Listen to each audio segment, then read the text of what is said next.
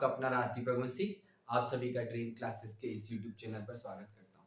जैसा कि आप सब जानते हैं कि मध्य प्रदेश बहुत इंपॉर्टेंट है सभी एग्जाम के लिए। अभी बहुत सारे एग्जाम आने वाले हैं और जिनमें आपका एमपी एसआई, एमपी कांस्टेबल, आपका एमपी स्टेनो एसआई या ईएसआई के एग्जाम्स हैं, साथ ही एमपीपीएससी प्री। तो आप सभी के लिए बहुत ही इंपॉर्टेंट टॉपिक लेकर आया हूँ, मध्य प्रदेश और मध्य प्रदेश का पुनर्गठन।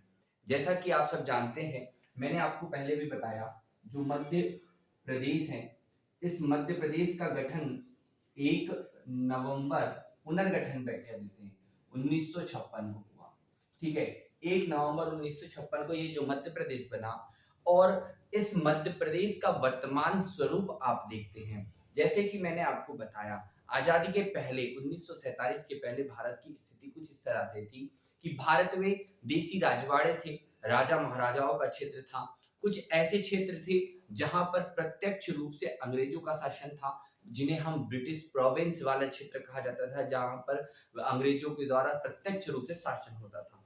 तो कुछ इस तरह से क्षेत्रों को मिलाकर, आपस में मिलाकर 1947 को हमारा जब देश आजाद हुआ, उसके बाद हमारे मध्य प्रदेश की क्या स्थिति थी उसको हम देखते हैं। मध्य प्रदेश की स्थिति को देखते हैं। सबसे पहले मध्य प्रदेश समझते हैं। मध्य प्रदेश जो 3,08,252 वर्ग किलोमीटर क्षेत्र में फैला हुआ है, इसका जो क्षेत्रफल है, क्षेत्रफल कितना है बच्चों? 3,08,252 वर्ग किलोमीटर। जब 1 नवंबर 1956 को मध्य प्रदेश का गठन किया गया, तब इसका क्षेत्रफल इतना नहीं था, तब इसका क्षेत्रफल ज्यादा था। तब कितना क्षेत्रफल था? तब इसका क्षेत्रफल 4,43,446 वर्ग किलोमीटर था। कब की बात कर रहा हूं मैं? 1 नवंबर 1956 को, जब मध्य प्रदेश का गठन किया गया।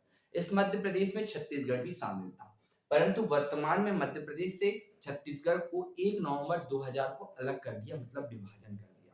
तो प्यारे बच्चों, आज हम यही बात को समझते हैं कि मध्य प्रदेश का पुनर्गठन, मध्य प्रदेश की स्थिति। ठीक है, तो मध्य प्रदेश की स्थिति, और वो कौन से समय की स्थिति बेटा? 1947 से 1956 के बीच की। मध्य प्रदेश को 3 भागों में पढ़ना होता है पुनर्गठन में। जैसे 1 नवंबर 1956 से पूर्व, माने 1947 से 1956 के बीच। दूसरी स्थिति जो है वो यहाँ एक स्थिति है। अगर हम देखें पहली स्थिति, दूसरी स्थिति देखें तो 1956 से 1900, आप ये मान सकते हैं कि 2000 तक, सन 2000 तक। और तीसरी स्थिति ये है कि सन 2000 से वर्तमान तक, यानी कि समय समय पर मध्य प्रदेश में नए नए जिलों का पुनर्गठन हो रहा है। तो ऐसी स्थिति को मध्य प्रदेश में हमें आज पढ़ना है। मध्य प्रदेश चूंकि भारत के मध्य में होने के कारण इसे मध्य प्रदेश नाम दिया, हृदय प्रदेश नाम दिया गया, और इसे लघु भारत के नाम से भी जाना जाता है। तो यह मध्य प्रदेश वर्तमान में उत्तर प्रदेश, राजस्थान, गुजरात, महाराष्ट्र और छत्तीसगढ़ के साथ सीमा बनाता है। जबकि 1 नवंबर 1956 से लेकर 2000 तक की बात करें तो इस दौरान मध्य प्रदेश 7 राज्यों से सीमा बनाता था, जिनमें उत्तर प्रदेश, राजस्थान, गुजरात, महाराष्ट्र, आपका आंध्र प्रदेश, उड़ीसा और बिहार था।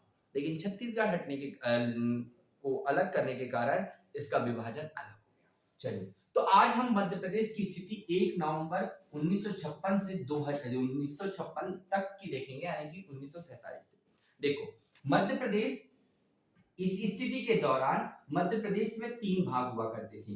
पहला पार्ट ए, पार्ट बी और पार्ट सी हुआ करता था। ठीक है, पार्ट ए वह क्षेत्र जो अंग्रेजों द्वारा प्रत्यक्ष शासित क्षेत्र, वह क्षेत्र जहां पर अंग्रेजों के द्वारा प्रत्यक्ष शासन किया जा रहा है। ठीक, दूसरा यहां पर जो है बड़े रियासत, यानी कि हम कह सकते हैं देसी रियासतें, और वो भी कौन सी वाली? बड़ी देसी रियासतें। बड़ी जो क्षेत्र, जैसे कि आप देखते हैं कि ग्वालियर रियासत है, जैसे कि आप ग्वालियर की सिंधिया रियासत, होलकर रियासत है, तो बड़ी रियासतों का क्षेत्र जो है पार्ट सी में था।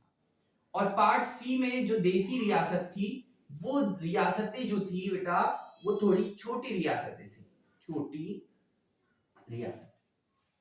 इनको मिलाकर पार्ट ए, पार्ट बी और पार्ट सी को मिलाकर वर्ष 1947 से 1956 के बीच के मध्य प्रदेश का गठन किया गया। ठीक है, आइए हम देखते हैं। पार्ट ए की बात करें तो कुछ इस तरह से इस मैप के माध्यम से आप समझेंगे और आप जानेंगे कि आपको समझ में आ जाएगा कि उस दौरान पार्ट ए में कौन कौन था, पार्ट बी में कौन कौन था।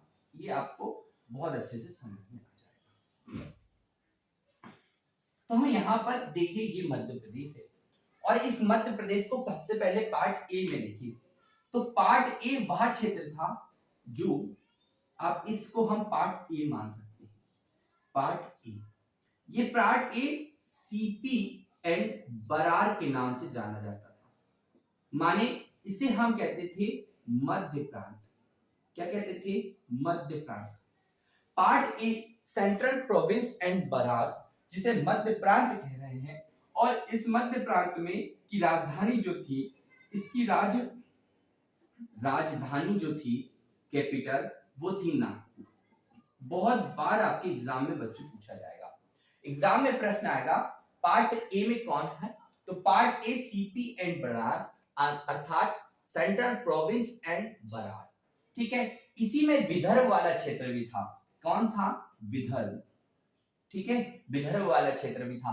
बरार जो है ये 1936 के लगभग में इसमें हैदराबाद से अलग करके इस मध्य प्रांत में शामिल किया था। तो ये मध्य प्रांत, सेंट्रल प्रोविंस एंड बरार, जिसकी राजधानी नागपुर है, ये वह क्षेत्र था जहां अंग्रेजों ने प्रत्यक्ष रूप से शासन किया। अंग्रेजों ने प्रत्यक्ष रूप से शासन किया, अंग्रेजों का प्रत्यक्ष शासन। अब बेटा प्रत्यक्ष शासन किया उन्होंने, तो यहाँ गवर्नर बनाए गए, यहाँ मुख्यमंत्री बनाए गए। तो यह भी आपको यहाँ पर ध्यान रखना है, यहां से एग्जाम में क्वेश्चन पूछा जाएगा। चलिए आगे चलते हैं। अब आगे आता है पार्ट ए, ये हो गया। अब आता है पार्ट बी। इस पार्ट बी को कहा जाता था मध्य भारत। क्या कहा जाता था? मध्य भारत। बहुत ध्यान से समझिएगा, इसे कहा जाता था सेंट्रल इंडिया, मध्य भारत। और इस मध्य भारत में बड़ी बड़ी रियासतें हुआ करती थी। जैसे अगर आप बच्चों देखें तो इंदौर नाम का जो क्षेत्र है, इस इंदौर में अहिल्याबाई होलकर ने शासन किया। तो यहां पर एक रियासत थी, होलकर रियासत। इसी तरह आप ग्वालियर को जानते हैं, और जो ग्वालियर नाम का जो क्षेत्र है, ग्वालियर नाम का एरिया है, यहां पर एक रियासत थी सिंधिया। कौन सी रियासत थी? सिंधिया। ऐसे ही देवास नाम की जगह है, देवास में जूनियर परमार और सीनियर परमार शासक हुआ करते थे। अलीराजपुर में हुआ करते थे शासक। यहां पर सीता महू नाम की रियासत क्षेत्र था। अलीराजपुर या अलीराजपुर रियासत थी, इस क्षेत्र में भी रियासत हुआ करती थी। तो मैंने कुछ रियासतों के नाम लिखा, ऐसे बहुत सारे, जैसे कि आप धार दिख रहे हो, धार मांडू वाला क्षेत्र यहाँ पर दिख रहे हैं, तो बड़े बड़े क्षेत्र। तो इस पार्ट जो सी है, पार्ट बी है, इसे हमने क्या नाम दिया था? मध्य भारत दिया था। और इसमें बड़ी रियासतों में दो बड़ी रियासतों का नाम हम यहाँ पर लिख सकते हैं, एक सिंधिया रियासत और एक होलकर रियासत। ठीक है, आगे पार्ट सी जो है, यहाँ पर पार्ट सी, इसे हम विंध्य नाम क्षेत्र नाम दिया था, विंध्य प्रदेश नाम दिया था। और इस विंध्य प्रदेश में कौन कौन शामिल थे? तो विंध्य प्रदेश में, अब अच्छी बात यहां पर आप देखिएगा, यहां पर लगभग 15 रियासतें थी इसमें, वो भी ये पूर्व की रियासत, पूर्वी रियासतें। ठीक है, इसमें शामिल की गई थी। किसमें शामिल की गई थी? आपके इस मध्य प्रांत में, यानी कि पार्ट ए में। यहां पर लगभग 25 रियासतें थी। कितनी? 25 रियासतें। और यहां पर 36 रियासतें थी, 38 रियासतें। ठीक है, ये बात को आपको ध्यान रखना। ये जो विंध्य प्रदेश है, ये दो भाग को, यानी कि ये बुंदेलखंड और बघेलखंड, दोनों रियासतों को मिलाकर बनाया था। ठीक, विंध्य प्रदेश बुंदेलखंड और बघेलखंड दोनों क्षेत्रों की रियासतों को मिलाकर बनाया गया एक क्षेत्र था, उसे हमने पार्ट सी में रखा। क्या रखा? पार्ट सी में रखा 38 रियासतों। तो ये बहुत अच्छे से ध्यान रखना, विंध्य प्रदेश किन क्षेत्रों का है, यानी कि विंध्यांचल पर्वत क्षेत्र है, और बुंदेलखंड बघेलखंड के बारे में यहाँ पर यह बहुत इंपॉर्टेंट है, वो ध्यान रखना। अब आता है पार्ट सी का एक अलग क्षेत्र जिसको हमने नाम दिया, आप सब जानते हैं, भोपाल रियासत। मैं आपको बताऊं बच्चों कि जो भोपाल रियासत है, जब हमारा देश आजाद हुआ, यहाँ के जो शासक थे हमीदुल्ला नवाब, ये भारत के साथ में संधि नहीं करना चाहते थे, अर्थात ये कहूं कि ये भारत में नहीं मिलना चाहते थे। आप सब जानते हैं कि भारत में जब 1947 में देश आजाद हुआ तो देसी रियासतें को ये कहा गया कि कितनी थी, तो 565 रियासतें।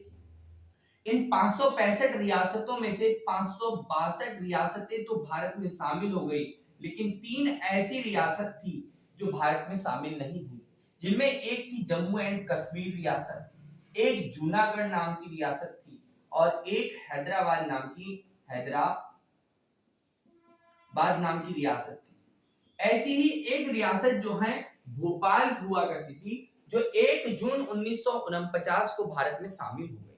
ठीक है, तो ये इस रियासत को बाद में इस मध्य भाग में शामिल किया, तो इसे पार्ट सी, पृथक पार्ट सी नाम दिया गया, और जिसकी राजधानी भोपाल को ही बनाया।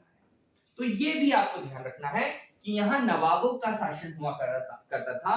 कुदरशिया बेगम, शाहजहां बेगम, सिकंदर शाह बेगम, इन्होंने यहाँ पर शासन किया। और आप सब जानते हैं कि भोपाल में अंतिम गोंड शासिका जो थी रानी कमलापति थी, उनके बारे में ही हम यहाँ पर पढ़ेंगे। तो भोपाल रियासत पार्ट सी यहाँ पर स्वतंत्र है। अब अगर हम इनमें आगे बढ़ते हैं तो इस पार्ट ए की जो रियासत है, यानी कि पार्ट ए है, यहाँ के गवर्नर जो थे, गवर्नर वो कौन थे, इससे प्रश्न पूछा जाएगा। तो यहाँ के गवर्नर थे राघवेंद्र सिंह, और यहाँ के सीएम जो थे वो है पंडित रवि शंकर शुक्ल। ठीक है, तो पार्ट सी के जो सीएम हुआ करते थे, पार्ट ए के जो सीएम हुआ करते थे, उनसे एग्जाम में प्रश्न पूछा जाएगा कि कौन हुआ करते थे सीएम, तो रविशंकर शुक्ल हुआ करते थे। ठीक, तो यहां से एक क्वेश्चन पूछा जाएगा। अब पार्ट सी की बात करें, पार्ट बी की बात करें, तो पार्ट बी में 6 माह के लिए, और यूं कहे तो 6 माह के लिए इनको राजधानी बनाया करते थे। तो आप अगर हम डिटेल से चलते हैं तो साढ़े 6.5 माह के लिए, ये कह सकते हैं कि 6.5 माह के लिए आपकी सिंधिया रियासत को बनाएंगे। ठीक है, और 5.5 माह के लिए आपकी कौन सी होलकर रियासत यानी कि इंदौर को राजधानी बनाएंगे। लेकिन हम ज्यादातर याद रखते हैं कि 6 माह के लिए इंदौर और 6 माह के लिए ग्वालियर को क्या बनाया गया, कैपिटल बनाया गया। अब इस पार्ट बी के सीएम कौन थे, तो उस समय इस पार्ट सी के राज प्रमुख हुआ करते थे। सबसे पहले तो ये रियासत थी, बड़ी रियासत थी, तो यहाँ के राज प्रमुख की बात करें तो राज प्रमुख के रूप में जीवाजी राव सिंधिया हुए। ठीक है, तो यहाँ के राज प्रमुख के रूप में जो है वो कौन हुए, आपके जीवाजी राव सिंधिया हुए। लीलाधर जोशी यहाँ के सीएम हुए, और वर्ष 1956 के समय यहाँ पर तख्त मल जैन जो है इस क्षेत्र के पार्ट सी की आपके पार्ट बी मध्य भारत का जो है वो सीएम है। आगे बढ़ते हैं। इस विंध्य प्रदेश की बात करें तो विंध्य प्रदेश की जो राजधानी थी वो रीवा थी। क्या थी? राजधानी, कैपिटल इसकी रीवा थी। और इसके 2 सीएम यानी कि एक सीएम एक डिप्टी सीएम बने। तो यहाँ के राज प्रमुख जो थे, राज प्रमुख वह थे आपके शासक, आपके यहाँ राजा मार्तंड देव, राजा मार्तंड मार्तंड देव या जुदेव, मार्तंड जुदेव। और सीएम और डिप्टी सीएम जो यहां पर बनाए गए, तो यहां के सीएम जो थे वो अवधेश प्रताप सिंह थे और यहां के डिप्टी सीएम कामता प्रसाद। ये बुंदेलखंड से आते थे और ये बघेलखंड से आते थे। तो पार्ट सी जो आपकी कौन थी, एक विंध्य प्रदेश था जो बुंदेलखंड बघेलखंड की रियासतों को मिलाकर 38 रियासतों को मिलाकर बनाया गया था, जिसके प्रमुख राजा मार्तंड देव सिंह थे, सीएम अवधेश प्रताप सिंह थे, जबकि इनके डिप्टी सीएम यानी उप मुख्यमंत्री जो है वो कामता प्रसाद। तो पार्ट ए से प्रश्न आएगा कि मध्य प्रांत के सीएम कौन थे, तो पंडित रविशंकर शुक्ल थे, जो 1 नवंबर 1956 को जब मध्य प्रदेश का पुनर्गठन किया तब यहाँ के पूरे मध्य प्रदेश के क्या बने, वो सीएम बने। ठीक है, ये आपको ध्यान रखना है। यहाँ पर आपके राज प्रमुख है जीवाजी राव सिंधिया, जो आपके पार्ट बी के हैं, आपके मध्य भारत के हैं। और आपको ध्यान रखना है कि भोपाल रियासत जो थी, भोपाल रियासत के राज प्रमुख की बात करें तो राज प्रमुख जो है भोपाल रियासत के, वे थे नवाब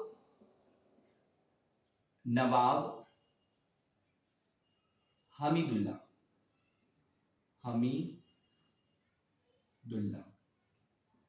ठीक है, और यहां के सीएम थे तो शंकर दयाल शर्मा। ठीक है, आप बच्चों ध्यान रखना कि पंडित शंकर दयाल शर्मा जो है ये भारत के 9वें राष्ट्रपति के रूप में भी कार्य किए हैं। तो ये बहुत इंपॉर्टेंट प्रश्न है। तो यहाँ भोपाल रियासत के राज प्रमुख नवाब हमीदुल्ला नवाब जो थे, वो आपको ध्यान रखना है, शंकर दयाल शर्मा यहाँ के सीएम। अब बात करते हैं कि आने वाले समय में क्या हुआ कि जब इसका गठन कर दिया गया, बना दिया गया, लेकिन भाषा के आधार पर अलग अलग राज्यों की मांग होने लगी। तो वर्ष 1948 में एस.के. धर, पंडित जवाहरलाल नेहरू और की अध्यक्षता मतलब समिति ने, संविधान सभा ने, सीधी सी बात है, संविधान सभा ने एस.के. धर कमेटी का गठन करवाया, जो इलाहाबाद उच्च न्यायालय के मुख्य न्यायाधीश थे, सेवानिवृत्त न्यायाधीश एस.के. धर थे। उनकी अध्यक्षता में एक कमेटी बनाई गई जो राज्यों को भाषा के आधार पर गठन के लिए बात को स्वीकार करे। तो उन्होंने इस बात को स्वीकार ना करते हुए कहा कि भाषा के आधार पर ना करके क्या है ना, प्रशासनिक दृष्टि से या फिर आपकी संस्कृति के आधार पर विभाजन करना चाहिए या बनाना चाहिए। ठीक है, ऐसा ही अगली जो रिपोर्ट आई है जवाहरलाल नेहरू, वल्लभ भाई पटेल और जो है पट्टाभी सीतारामैया, इनकी जेवीपी समिति, इस समिति के अनुशंसा पर भी राज्यों का पुनर्गठन जो होना था यानी कि निर्माण होना था, वो भाषा के आधार पर नहीं किया गया। लेकिन वर्ष 1953 में जो है आंध्र प्रदेश तेलुगु भाषा के लिए वहां एक व्यक्ति हैं पोट्टी श्री रामल्लू। कौन है? पोट्टी श्री रामल्लू हैं, जो अमरण अनशन पर बैठ जाते हैं और उनकी मृत्यु हो जाती है। जब उनकी मृत्यु हो जाती है तो 1 अक्टूबर 1953 को भाषा के आधार पर, किसके आधार पर? 1 अक्टूबर 1953 को भाषा के आधार पर आंध्र प्रदेश नाम का एक नया राज्य बनाया गया। और भाषा कौन सी थी? तेलुगु भाषा थी, तेलुगु भाषा के आधार पर। और फिर धीरे धीरे अन्य राज्यों की भी भाषा के आधार पर निर्माण की बात चालू हो गई। ठीक है, लेकिन फिर 1 नवंबर 1956 को राज्य पुनर्गठन आयोग आया, उसके आधार पर 14 राज्य एवं 6 केंद्र शासित प्रदेश का निर्माण किया। जब राज्य पुनर्गठन आयोग आया,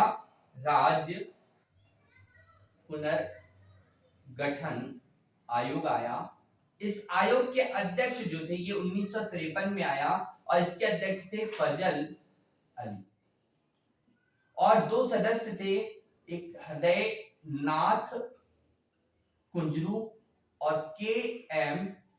पनिकर। तो बच्चों, इस राज्य पुनर्गठन आयोग ने अपनी सिफारिश की कि संपूर्ण भारत को जो part A, part B, part C और पार्ट डी हुआ करते हैं, तो इनको क्या किया जाए, भाषा के आधार पर तो इनका गठन किया जाए और इनका जो क्षेत्र जहां जहां जैसे कि मराठी भाषी क्षेत्र है तो वो महाराष्ट्र के साथ में दे दिया जाए, तो एक राज्य का गठन किया जाए संरचना प्रशासनिक दृष्टि से। तो फजल अली की अध्यक्षता की इस राज्य पुनर्गठन आयोग ने सिफारिश दी और कितने राज्यों की बात की, तो उन्होंने राज्य कितने, 14 राज्य, 14 राज्य एवं 6 केंद्र शासित, वैसे तो उन्होंने कितनी